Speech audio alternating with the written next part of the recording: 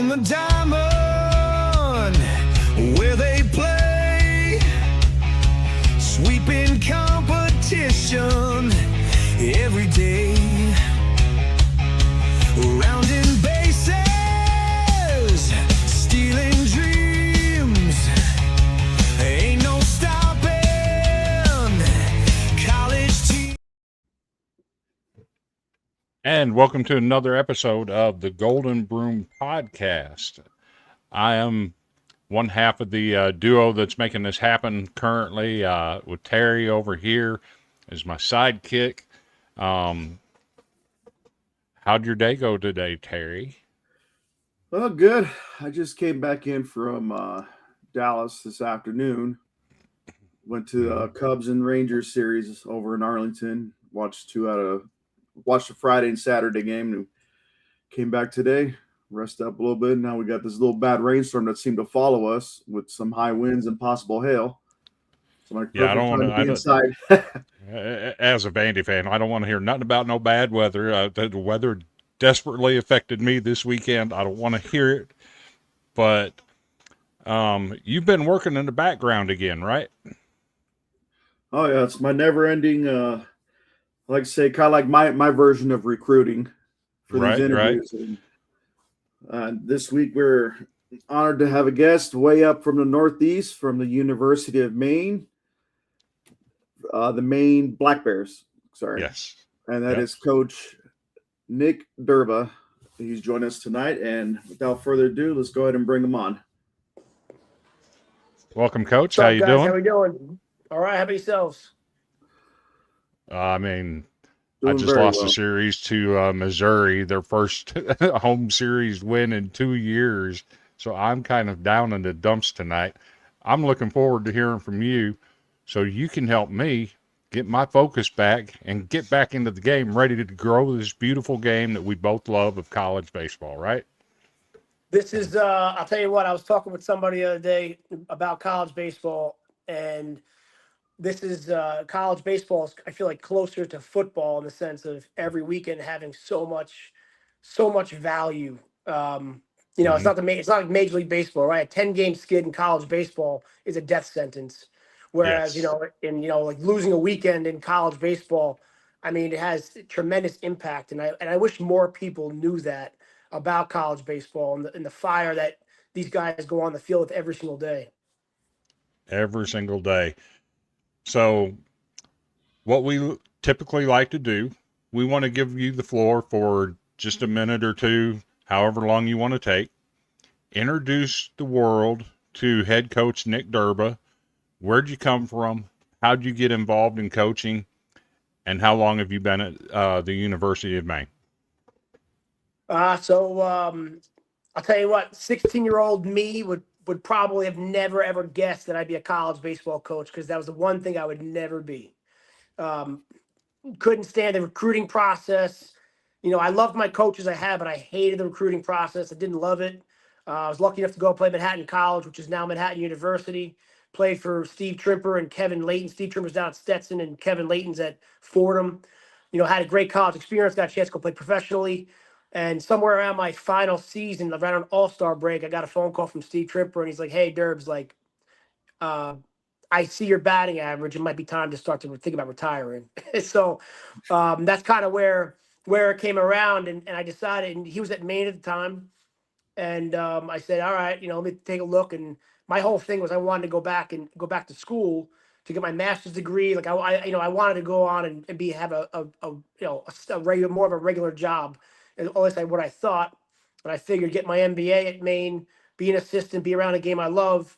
And then I realized that baseball and college baseball is basically like in my DNA.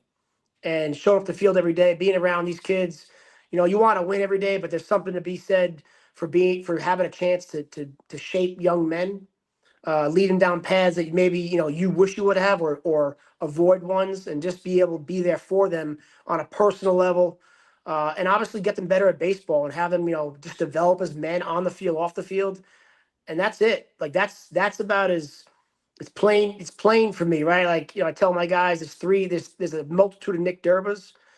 He's got the father, the husband, the friend, the son, and the baseball coach. And that's kind of what I hope that our guys can understand is that they're in essence they have a similar style of life ahead of them.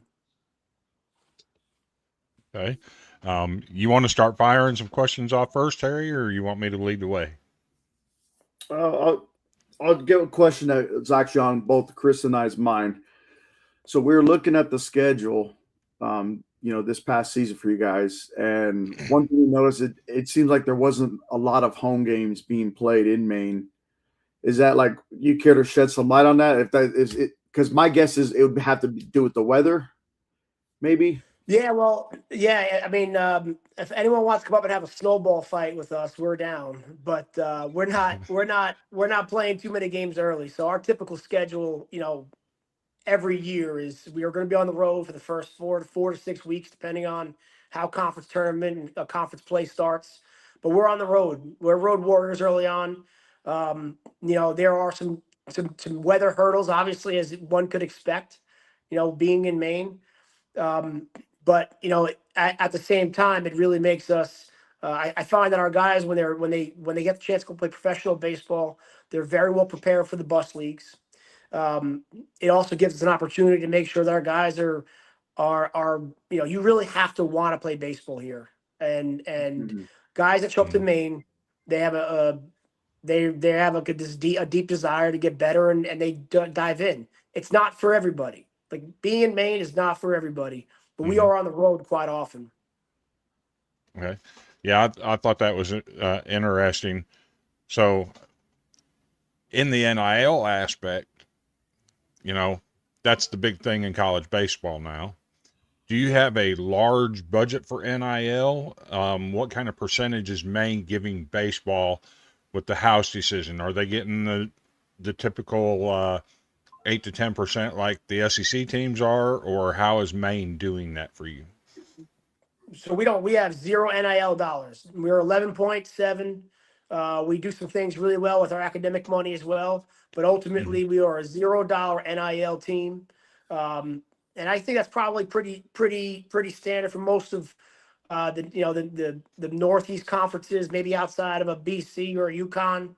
But I think for the most part, you're looking at the Northeast region, and our level of play.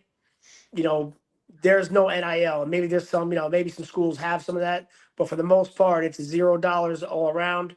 And we're on Mm-hmm. the original, 11.7. That's interesting that you're on the original 11.7. Do you have any plans to expand your scholarships like the rest of D1 baseball is doing, going to like a 28 to 30 man roster? Yeah, I mean, I guess that's something that we'll see how it comes down the pipeline as far as how it works through our athletic department. The way I see it is that for us, for the University of Maine, um, yeah, we would like to get there. We have some other Mm-hmm. things that we need to take care of first, right? So, obviously scholarship money is really important. Like I said before, we were able to do some things academically and have combined packages for our academics and athletics. The reality is that at the current state, our number one priority is make sure that we're able to continue to better our facilities, which we are in the process of doing, to give our students a better opportunity to develop, whether it be just having more availability of food, to a better lifting experience, to basically taking care of the things that are there to develop our players. Um, we need to win our conference every single year, and that's our number one job. And right now, in the current state of affairs within our conference, within our our schedule, um, the NIL is a non-factor. And to quite honestly, we understand this, and I understand this, and I want players to show up to Maine, be at Maine for as long as they can be. If we have a lot of players that are leaving to go to the SEC, the reality is that we're really good every single year. And Mm-hmm.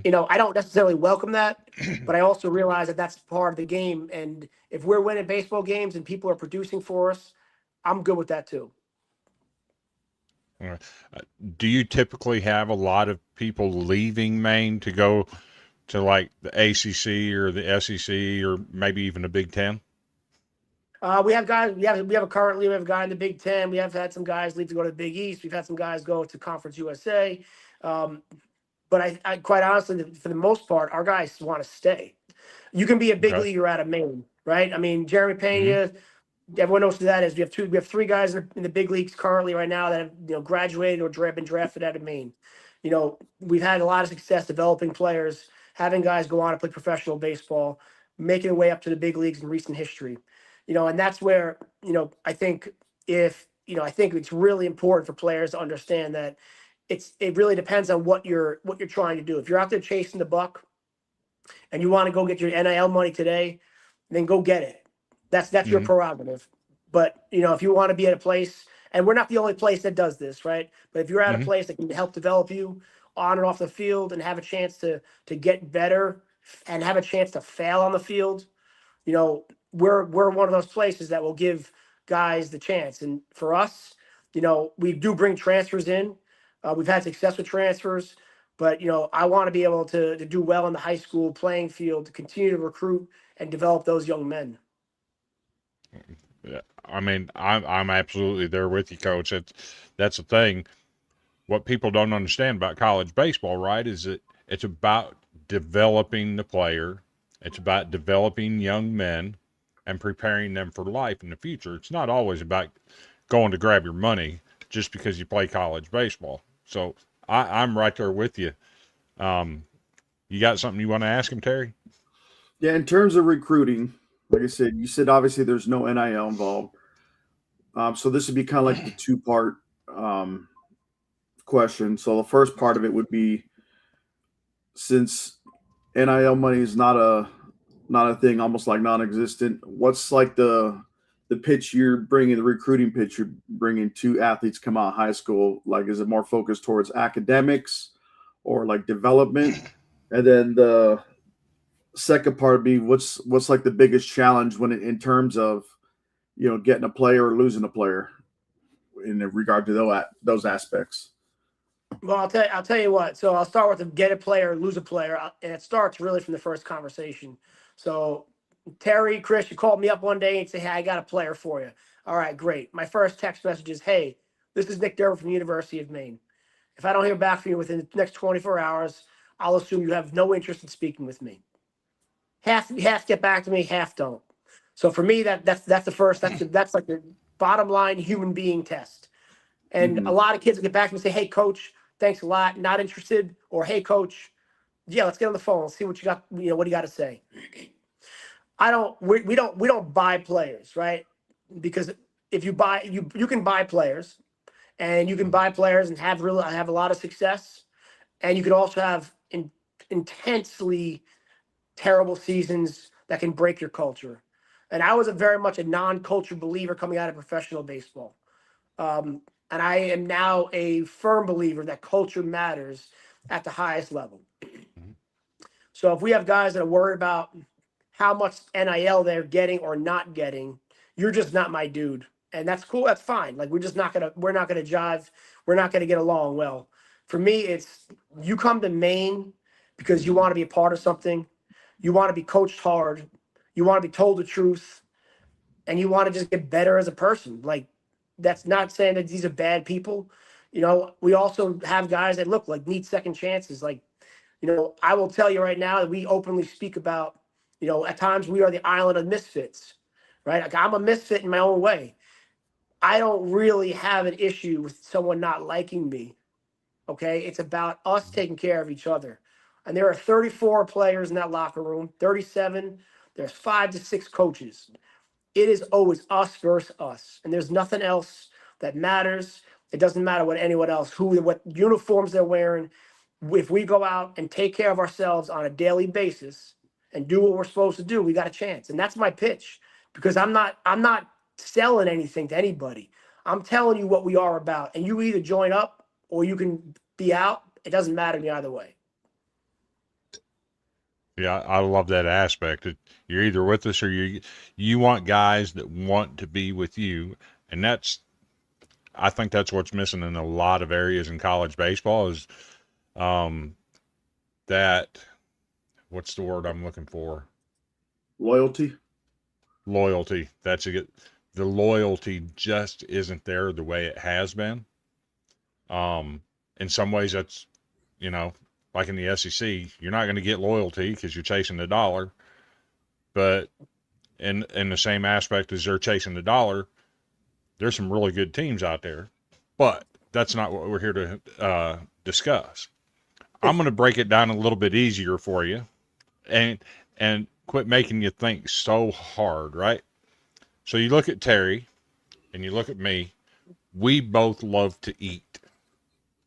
So we're going to come on up to Maine, and we're going to come visit you at your house and go to a weekend series with you, right? We're your special guest. Are you going to feed us at home, or are you going to take us out to eat somewhere? And what's on the menu? So I'll tell you what, I like to cook. Me and my wife, we cook. We like to, you know, so I'm originally from New York. My family's very much, you know, we're very, very Italian American. You know, you bring people into your home. That's the way we look at it, right? And yeah, there are places we would take you, but the reality is that we bring you up here. You be in our house, sit at our table, we'll hang out. You know what I mean? And it depends on what time of year, right? Everyone wants a lobster from Maine, so if you're gonna be like, "Hey, I want a real Maine dinner," I'll tell you, all right, we'll do it. But we might do, you know, we'll have to do some lobsters. That's fine. We'll do some whoopie pies. We'll do something like that, right? But the Okay. reality is that I personally, if you said cook what you want, I'm doing lamb and gnocchi, and that's what I'm putting out there for you. Okay, I'm here for it. I'm digging in. I'm digging in with you. So neither one of us have actually seen Maine play this year yet, but we want to know, if we come to your stadium, what's the one thing from the concession stand that we have to get? Man, I don't even know. I haven't even been to the concession stand. That's the first time you know what? Actually, here, this is the one thing from Maine that you'll actually have to get from the concession stand. Have you ever heard of a red snapper before? It's a red hot dog. Have you see those? Okay, So I know what a red hot dog is. Yeah. I'm not a fan of the snappers up here. I like Nathan's or Hebrew National, but that's the thing up here is that they got the red snappers, and I guess it's an acquired taste. Okay. We'll make sure to try out the red snapper. You down for one of those, Terry? I'm always down for the local stuff, but I'm also down for the lamb and what'd you call it? Lamb and what? Well, yeah, gnocchi, like the pasta, like the potato dumpling, you know what I mean? Yeah.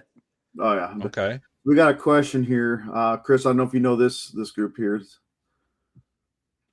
So, a friend of mine, he's a Kentucky fan. He has his own podcast called the Loyal BBN Fan Show, the Big Blue Nation. He says, why do coaches get criticized for doing that same recruiting mindset? So, like, if you're going to Kentucky with the same mindset that you have, their fans are going to rake you. That's just the way it is down here. So why do you think that is? Because they rake you if you win. If you don't win, and if it works, you're a genius. If it doesn't, you're a bum, right? Isn't that sports? Isn't that our job, right? Like that's what we're here. We're as a coach, you're there to be the buffer for your players. So whatever it is, for me, you got to die on your own sword. So if people don't like the way you're doing it, but you're getting results, they'll probably start liking the way you're doing it. And as soon as you do it the way anyone else does it, you don't get it, they don't like you anyway. So as they say, you're damned if you do, you're damned if you don't. But, for me, if maybe things change, right? Like every recruiting has to change, or it has to be, changed in some capacity, depending on what level of talent or who you're competing with. But the fact of the matter is that if you're looking to sustain winning and be able to move things forward, I think that an underlying culture has to be set forth in some way. I love the whole culture matters. Obviously, I'm a Vanderbilt fan. Tim Corbin, that's his thing. Culture, it matters in his locker room. So I appreciate that you're strong on culture like that. Yeah, I don't think that there's any way you can say, you can win without culture, right? Like the 86 Mets supposedly had the worst locker room in the entire world, right? Like you can win, but I don't think you can't be Vandy, you can't be UCLA, you can't be LSU. I mean, you can't be these places without the underlying culture fact, right? Like, I mean, you see what's happening across up and downs for certain schools, right? Like LSU's not have the best year, but like you ever hear Jay Johnson talk, the culture for him matters, right? I mean, these things matter for these guys, and it plays. It does play. I feel like this one's directed at you, Chris. Yeah, because he says, but then you're buying players, and make no mistake, Maine doesn't buy players. I'll put that out there for you. You've already said it once, and some people don't like that, but that's the market we're in college athletics these days. Is some schools are out here buying players, but Terry always likes to ask a specific question. I'll lead him up to it. So go ahead and throw it out there, Terry. This is kind of piggyback off Chris's food question. So this is like same scenario. We're coming for a weekend series and everything, but we just don't want to come for any weekend series. we want to come to see basically your biggest rival. So for those who don't know, Maine baseball, because I mean, it's safe to say when a lot of people think of University of Maine, they think of hockey, because I know they're one of the top programs. Not necessarily baseball. However, when it comes to baseball, who is the biggest rival for Maine? And that's the game we want to see, because we know it's going to be that extra motivation from your players, and we're probably going to see it from their end, the other end of the field, and it's just kind of like a special series. I'm pretty sure that we're the most hated team in the league every year. I'll throw it out there, and that's the way we like it. Okay. That's and I get along with all of the other coaches in the league, but it seems that when we play other teams in general. There's always something there. But I'll tell you right now, I would say the biggest rivalry we got is probably Binghamton or Bryant. Binghamton and Bryant have had a lot of success over the last few years. Binghamton's, I think, won the conference out of 2 out of the last 3 years. They've had a successful run. Bryant's been very good. I would say that's probably where you would see, that would be the series to tune into. Okay, and I'm very familiar with Bryant. They came to Nashville for a regional a few years back, so I'm familiar with them. Haven't got to see Binghamton play yet, but I'd like to. They just don't come to a regional near me. But that sounds like it would be epic to come to one of those series. But I'm going to put you on the spot. Yeah, go ahead. So I'm going to draw up a scenario for you. You just had a game where you gave up 21 runs in the first inning. Your pitching staff threw 306 pitches in 7 innings. You get beat 38-6 in 7 innings. It's 1:00 in the morning, and you're on that bus ride with those players headed back to Maine. Who's the one person in your phone that you're going to call to help you reset your mind and get back in the game and say, I can do this, I'm getting back after it, instead of saying, I don't think I'm cut out for doing this? Who's the one person in your phone you're calling? It's not my phone. It's the man upstairs. That's the first person I'm calling. And, Okay. obviously my wife is there to talk to, but the reality of it is that it's the man upstairs, the first person I'm speaking with. And then if I don't hear any voice, if I don't hear, it's my wife. I mean, that's it, right? Like it's Jesus, it's God, it's my family, and that's everybody else. They're my players, right? But that's easy pecking order for me. See, and I love that. You're the second coach that we've had actually mention Christ or reaching out in prayer to get that answer. I appreciate that, and I love your honesty and you wearing your faith on your sleeve, because we enjoy seeing that here. Yeah, 2 consecutive weeks. Last week by Coach Perez from this Texas Reds post grad program down in San Antonio. So he had the same exact answer. So in your program, is faith a big part of your culture? Do you encourage your guys to share their faith, or is it more of a private thing for your guys? My guys are encouraged to be themselves. Okay. Their best, and so I've had years where guys will hey, listen, if you pray, if you're a believer, if you're not a believer, it doesn't matter. We have our number one rule is the golden rule. It's treat others as you'd want to be treated. Mm-hmm. So if you have beliefs, your beliefs are your beliefs. You say it with your chest. You disagree, you agree. It doesn't matter. We're allowed to be who we got to be. You go do your thing. Now we're also allowed to disagree. So for me, it's hey, if you're a very faith-driven person, please go for it. I'm typically pretty private with how I go about my worship, but I do let my players know that where I stand and who I believe in and where I am. You know, we have players that are Jehovah's Witness. We've had players that are Mormon. We've had players that are Christian. I'm Roman Catholic. You know, Mm-hmm. we've had players that are you know, practice Judaism. Cool. Like, Be yourself, right? go for it. Be yourself. Yep. Just when you And put on that's that jersey, everyone works towards that common goal. That's right. it. It's us. It's like always us versus us. kind of like with the military, different backgrounds, different cultures, whatever the case may be. But it seems like everyone puts on the camo.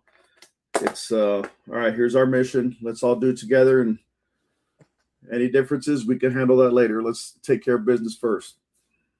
That's it. And, you know, in our clubhouse, there's no, you know, we don't talk politics. You want to talk religion, but like my whole thing is when you get into that clubhouse, it's baseball. Mm-hmm. You're on the same team. You're walking forward. You're in one direction. Off the field, you don't have to like each other. I hope you guys do.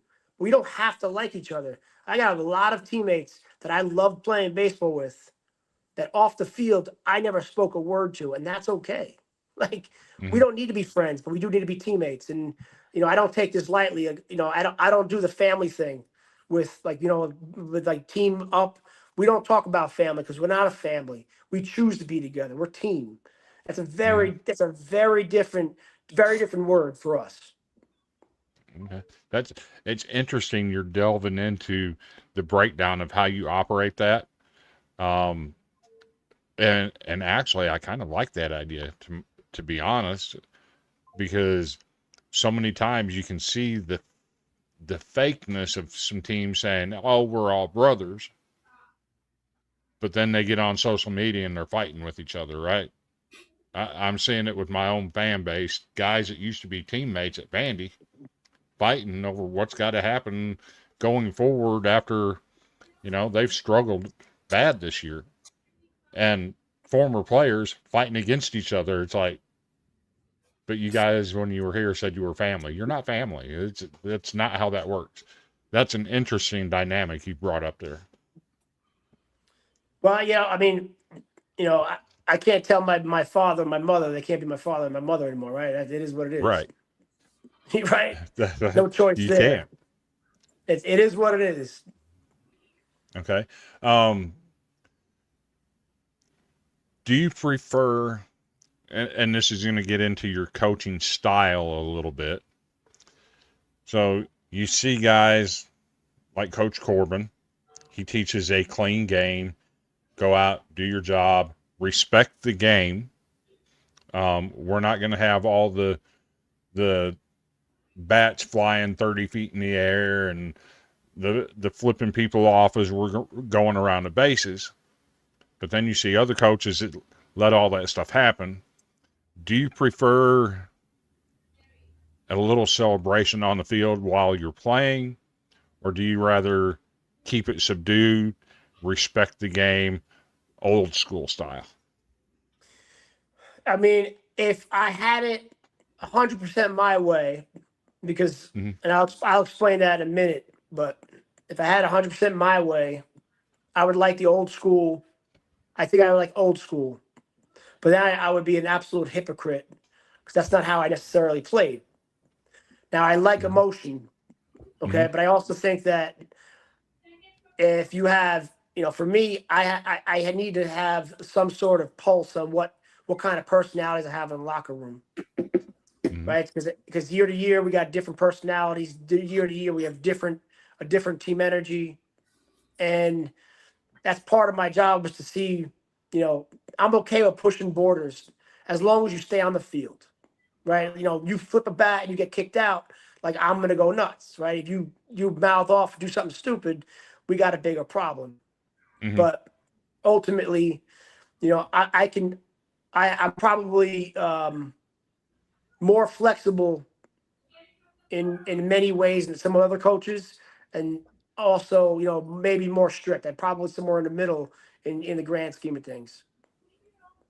Okay. I think that's probably a good idea to be that way. Because like you said, every team's got a different personality.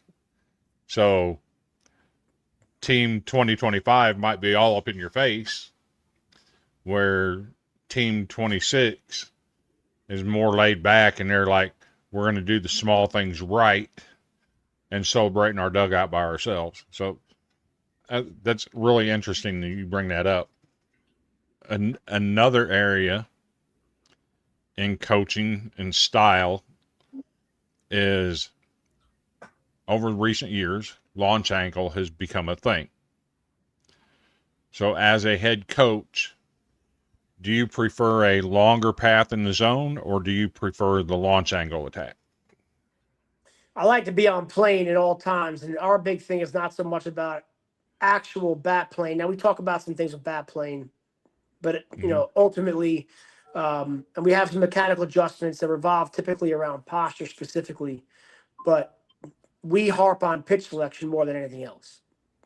Okay. Right. That's where I think that we pitch selection and understanding how you can draw the line between approach and mechanics, right? Because that's not necessarily hand in hand.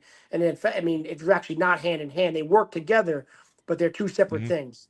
So, for us, it's really about, we got to be on plane. We have to understand pitch shape, okay, and then be able to combat accordingly. We have guys with different swing sets, right? Different guys do certain things. We have some guys a little bit steeper, some guys with a little more length in the zone. But you have to also understand what you do well. And we don't have a lot of cookie cutter. Now, I will tell you this: I like home runs, I like homers, and I like doubles, and I'm willing to give up strikeouts to hit to slug. But that doesn't mean I like strikeouts enough for you to be a singles hitter and punch 30% of the time. Okay. And then in the pitching side, do you spend a lot of time on spin rate, or is it more about mechanics and making sure you throw that two seam the correct way and not worry about spin rate? Let's just real quick, one more thing. I'll just say this: if you don't throw strikes, I don't want anything to do with you. Just do your job and throw a dang strike, right? Right. Let's start from the basics, right? Like, I still think the basics are still the basics, no matter what. Now, you asked about spin rate and mechanics, right? So I think they go hand in hand, though, right? Being able to, spin rate matters, and I think a lot with actual pitch shaping and pitch selection, right? So, you're not necessarily going to go take a guy with top end spin rate, really good vertical angle and be like, hey, we might sinker ball you. Like, I don't know if that's gonna be what we're gonna do. I think what we do is we use what we're seeing here, and then take that information and find out, all right, are we basically pitching or throwing a poor metric pitch? Now, if the poor metric pitch is getting outs, I'm cool with the poor metric pitch, because the name of the game is to get outs, not those sexy TrackMan numbers. Now, the TrackMan numbers for us are a way for us to be able to go out and diagnose issues potentially more than just, hey, I like, extension, right? Like release point, like that matters to me. Maybe there's something to be seen there. So I can't give you a cut and dry answer, because I think that it does not pertain to everybody always. I think it's a case by case basis, and that's why these numbers are important, right? There's individuality in each of these numbers, even though they can be based on some generalities.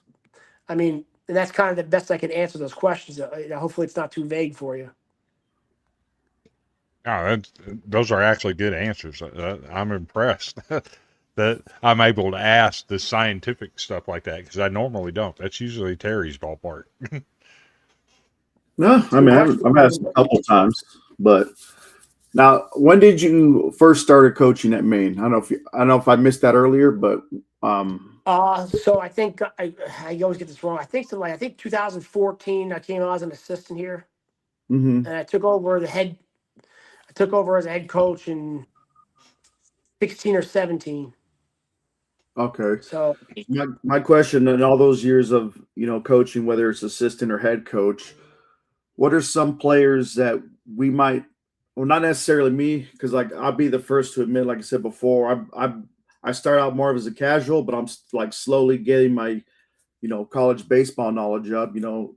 Picking Chris's brain, and then also with interviewing these coaches. But who are some names that would at least if they played at Maine, if they either got drafted out of there or transferred, but somebody that you've coached that might be a name that we know as far as players. There's a shortstop with the Houston Astros named Jeremy Pena. He's one of them. Oh Because wow. if you guys, yeah, he was pretty good. He's pretty good. So he's our obviously our guy, right? Hmm. Everyone knows who that is. Matt Pushar is currently with the St. Louis Cardinals in the big leagues with them, and Cody Larson. Those are the three big leaguers we have currently at the moment. And then we have had guys, Jeremiah Jenkins is currently with the San Francisco Giants. Quinn McDaniel's with the Twins. Both those two guys are minor leaguers. Caleb Lees is a minor league with the Tigers. So over the last 6 years, over the last 9 years, we've had something like around like 14 or 15 signees or draft picks. Hmm. So we have some guys that have played, but Pena is obviously the easiest name to know, and then Matt Pushart and Cody Larson are the other two current guys in the big leagues that somebody from the local area might know who they are.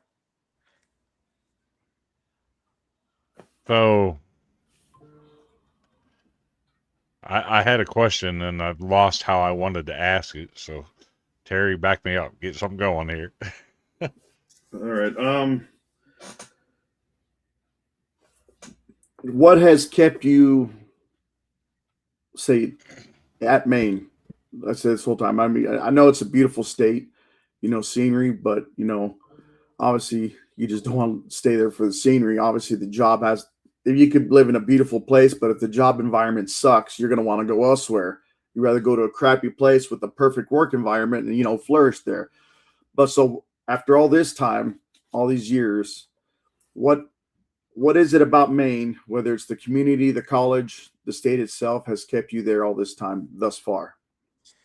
So we are a smaller school with big school feel, and the smaller school piece is quite honestly our administration here, the support we have from our community, the support that we actually have from our alums.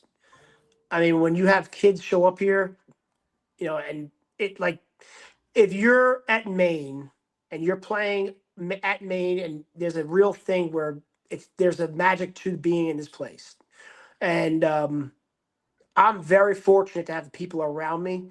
My athletic director, and this is not me, kissing, brown nose, and like our athletic director, Jude Kelly, he's the man. Like he is the best to work with and work for. And there are not many places that you have an athletic director that actually likes your sport, especially in baseball. And we have an incredible alumni base where they are both brutal at times. I mean, I got some guys that probably want my head, but they are always supportive. I have alums that call me up all the time with players. Like, I mean, there's something to be said for the people that come through here.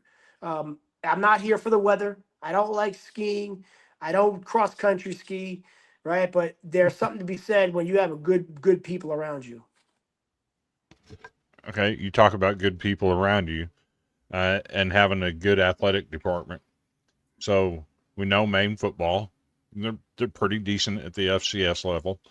Of course, Maine hockey. Do other sports come out and support your program, and do you go support their programs? Like you got a group of players that'll go to a football game and hang out and lead the cheering section, or football players coming to baseball. How does that work at Maine, and is it good for your program to do that? Yeah, well, there's Maine sports is the source of entertainment, right? Like we're a true on field, it's truly on campus events, right? So people, women's basketball, men's basketball, football, hockey, soccer, field hockey, softball, they're going. People are out there. Women's ice hockey, men's ice hockey, right? Men's ice hockey is the easiest one. It's the easiest one. You know, it's a truly awesome experience. But the reality of it is that the athletes support each other. And there's a real community within the athletic department. So, would you be okay with um, your starting catcher being that guy that goes to the hockey game and being the cheerlead, the pep leader before the match starts, and being the one throwing the fish over the glass onto the ice? Would you encourage him to do that? I wouldn't encourage him to do that. I would say just be, first off, don't throw the octopus on the ice. But yeah, just take it easy, sit down, enjoy the game, and clap and cheer. Go ahead, Terry. All right, so I've asked this to Coach Rich Hill. Now I know it's a never-ending process, or not just obviously during the baseball season itself, but off season you have recruiting and everything. Now I'm sure there's a time you just want to kind of like a little break from the sport, like both mentally, physically, during the off season. What are some of the hobbies or things you like to do, whether it's with your family or by yourself, to kind of like forget about baseball, forget about the job for a little bit, go away and kind of like replenish yourself to then just rejuvenate your mind to get, ready for the next season or, the recruiting process? So I wouldn't say that I actually ever get away from the sport, good or bad. It's on my mind at all times. What I have to do is I need 1 week a year where I need to be able to turn my phone off. That's where I kind of get my I get my recharge. I'm very fortunate. I like to wake up early. I get my day started sometimes around 4:30 in the morning.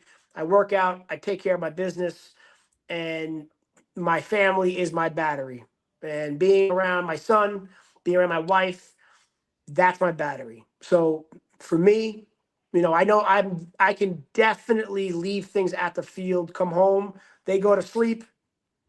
I spend a couple hours, do my video prepping, do my phone calls, and I'm good to go. I just really like what I do.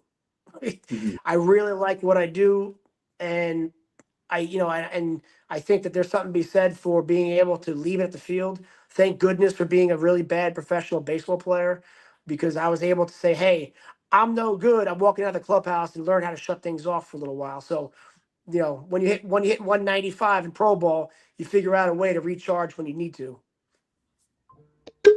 Those are facts. So, we're going to dig a little bit more into your history.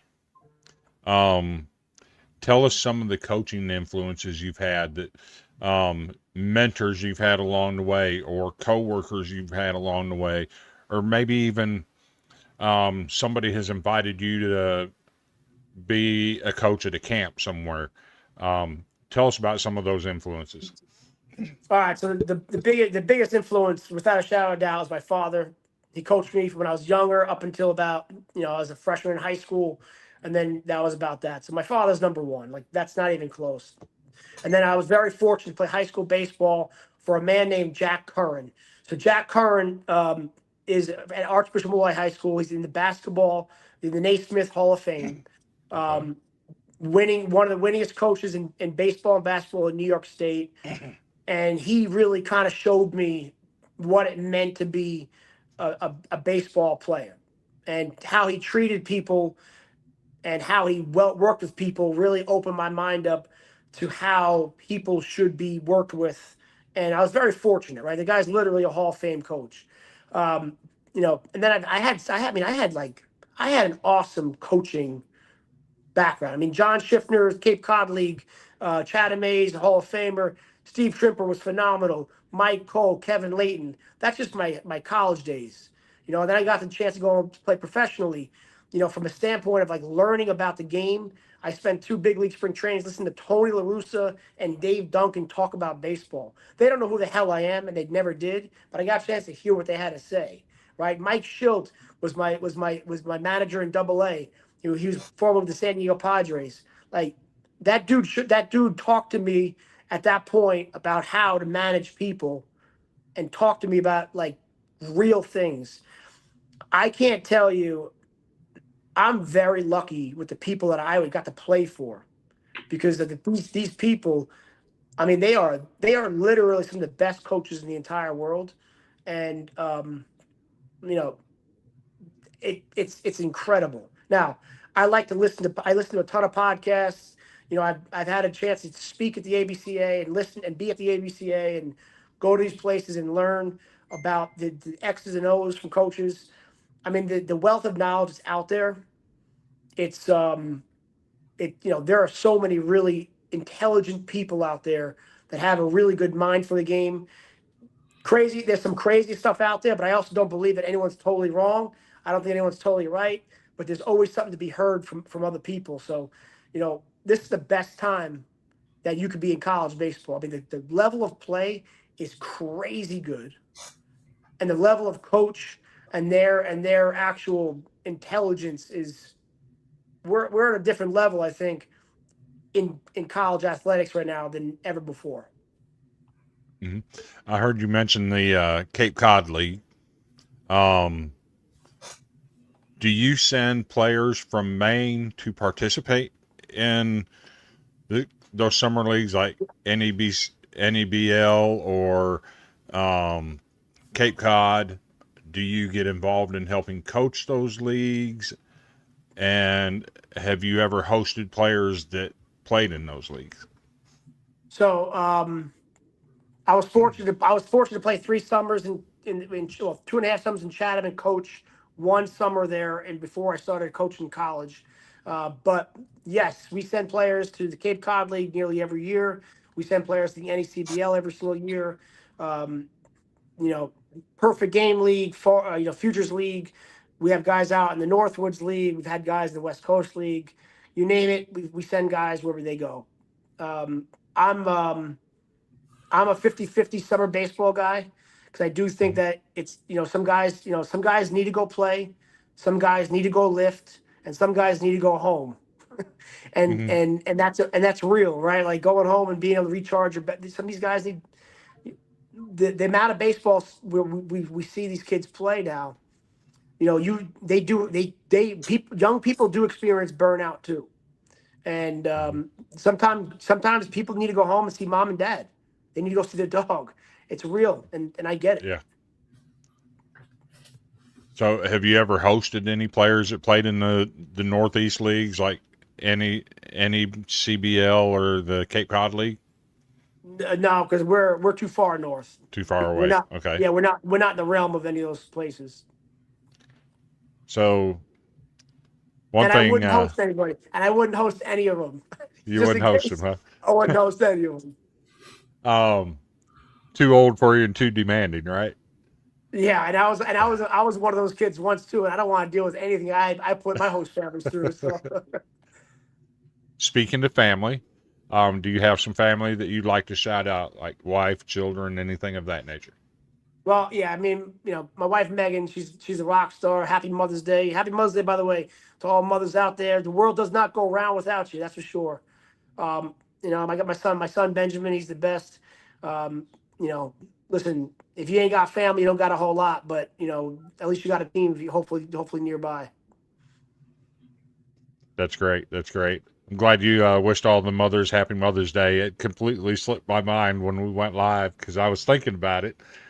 Because we actually do have some mothers that watch this show sometimes.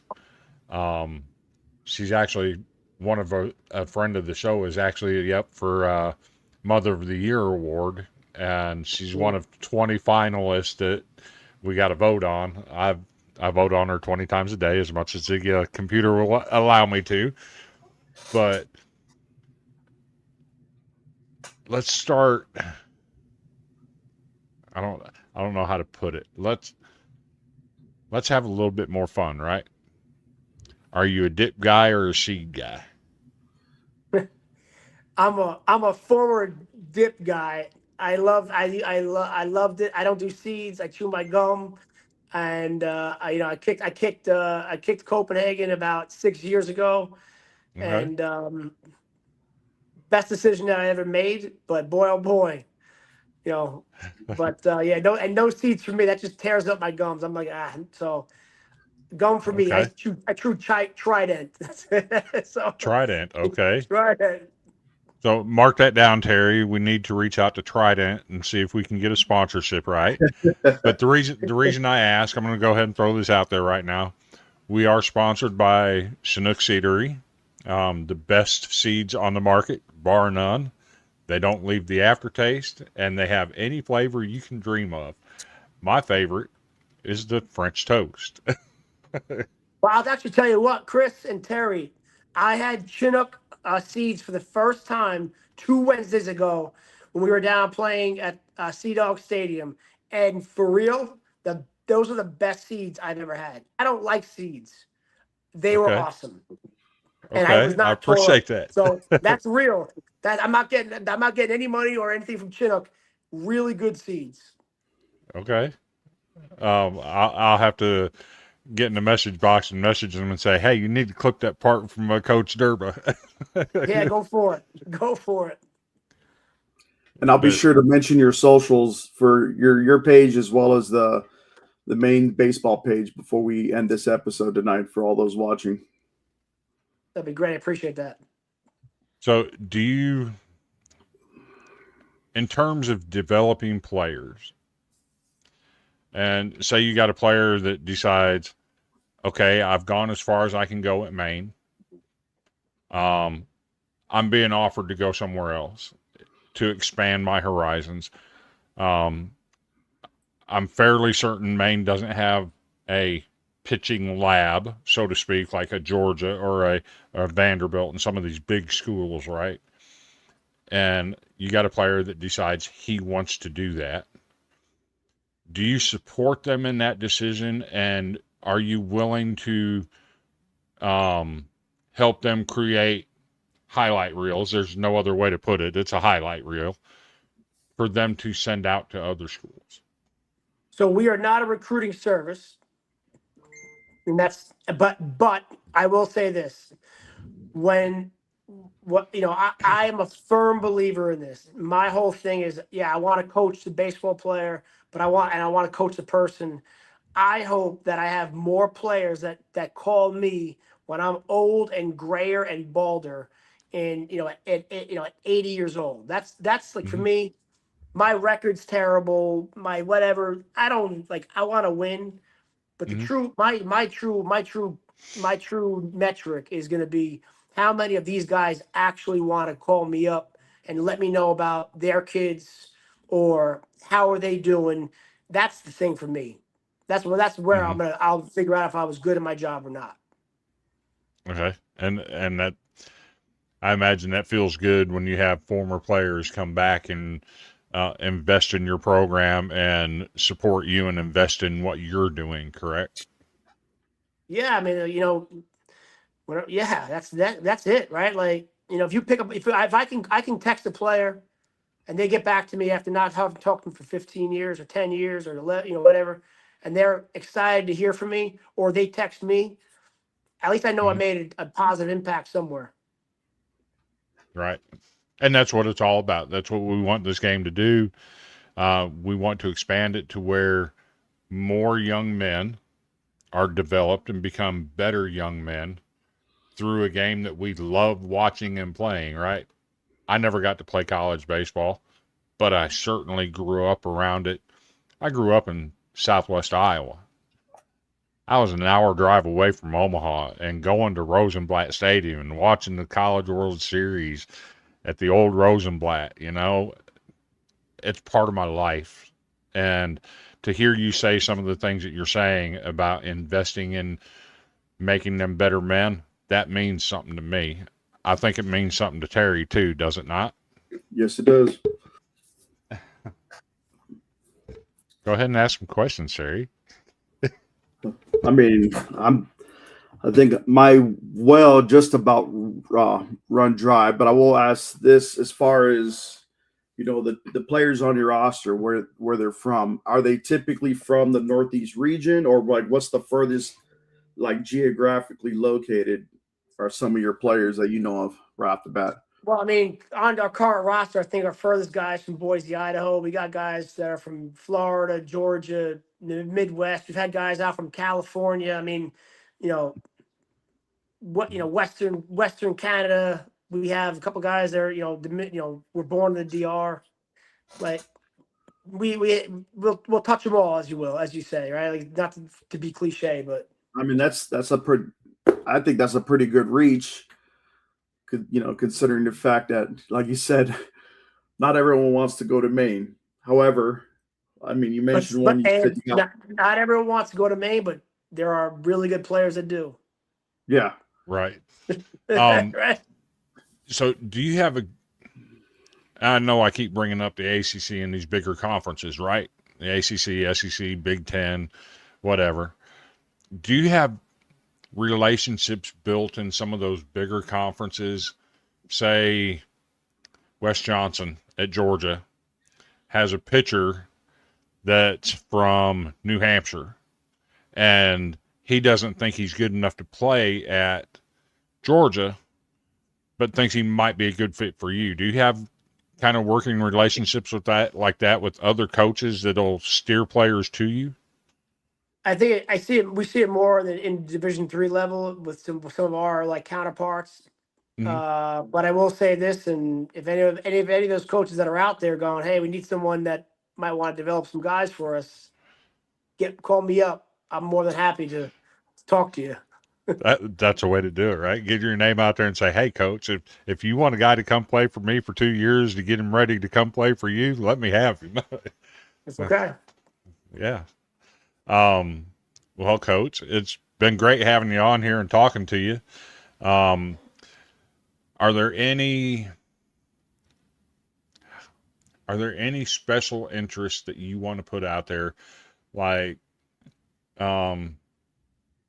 say men's mental health, or something special you want to bring to everybody's attention, that a core belief that you want to support? We're going to give you the floor for a couple minutes for you to throw that out there. Boy, I wasn't expecting that, but here, I mean, listen, I just think that athletics in general are such a core component of the development of our men, our young men, young women. Like, this is what this country's been made on, and I hope that athletics continues to grow in the right way, and I hope it becomes a bigger part of, just continues to grow, because I think that this is where this is like, it's as American as apple pie, right? Like, athletics matter.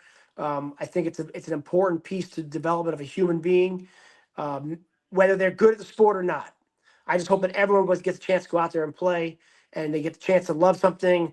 And then the last thing I will say is, every single year we run something called Gloves for Good, and in October, it's based off of one of our former players, Connor Goodman. It's a glove drive, and what we do is we collect donations, and we select little leagues within our area. We can do outside areas, and we donate gloves to players that can't afford a brand new baseball glove, to give a little boy or girl a chance to go out and play the best game in the entire world. So there's my pitch for doing something better. Definitely. When we see that on your social media, we'll definitely share that and get that word out there. It's interesting that you talk about kids that normally don't have a chance to do things, to get into sports and do something. I actually have a grandson, 8 years old, highly autistic. I mean, this is a little boy that you can't even give him a hug unless he hugs you first. I mean, he's highly autistic. Decided this year he wanted to play baseball for the very first time ever. No athletic ability at all. I'm just going to throw that out there. His little swing is just like, I blame the grandpa. But he's, yeah. But he's on a team, and it's wild how they did it, with 11 other players that are also autistic playing in a little league, and they put all of the autistic boys on one team, and just to see them, the joy on their, the joy on my grandson's face when he gets down in position to play defense in the outfield, and how happy he is, and how happy he is when that ball just rolls between his legs and he don't even move. He just holds his position, right? Yeah.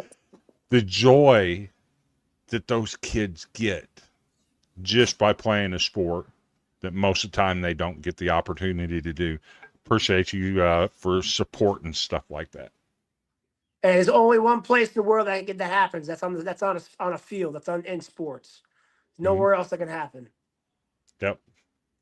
Well, Coach, we appreciate you coming on. We'll have to do it again sometime. Love to. And not be so technical with my questions next time. I'd like to have more fun and get more laughs and jokes and get some food in here. And, you know, next time we have you on, we're going to have you tell some stories about the war stories, right? Some instances that you've got in your plane where you absolutely got your money's worth for getting thrown out of a game or something. We'll do that next time, though. But I appreciate you coming on. Again, everybody, Coach Nick Derba, University of Maine Black Bears head baseball coach. Before he goes, though, if you wouldn't mind, Coach, sticking around after the show, I do have a couple more questions I'd like to ask you off the air. That works. Okay. In terms of all right, later stuff, but we'll go ahead and knock this out real quick. So thank you all again. Happy Mother's Day. I already got all my phone calls and everything out of my way, but for those watching, if you haven't called your mother yet, shame on you. You better do it now while you're watching us. Call your mama. Call her while you're watching us. How about that? But so happy Mother's Day to all your mothers out there who said you put up with our crap. We thank you for it. We're forever grateful.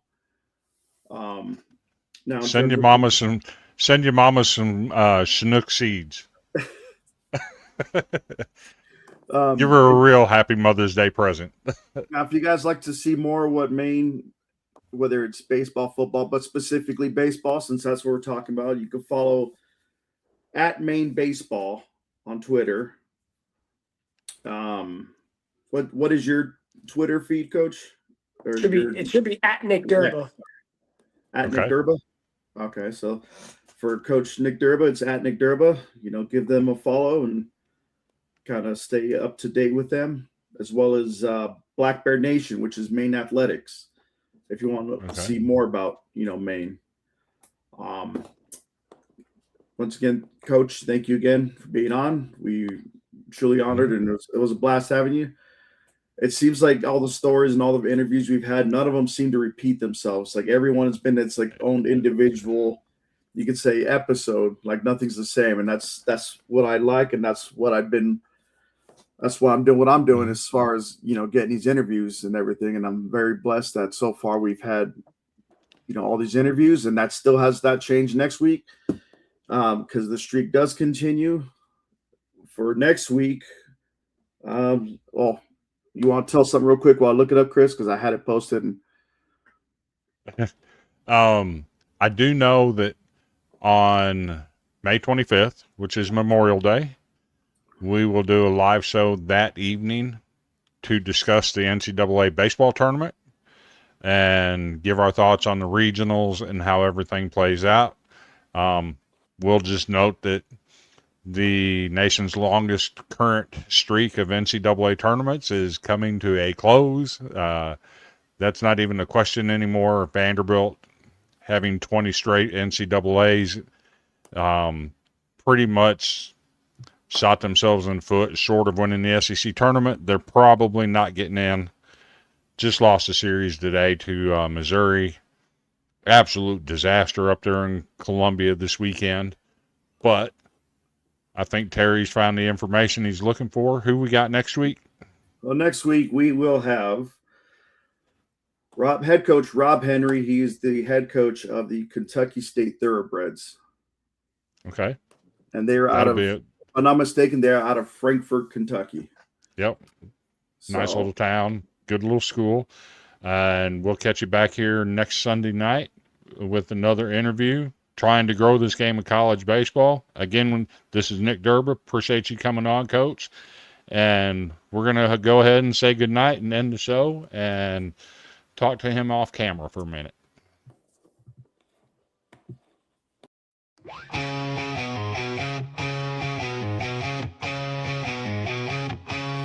On the diamond where they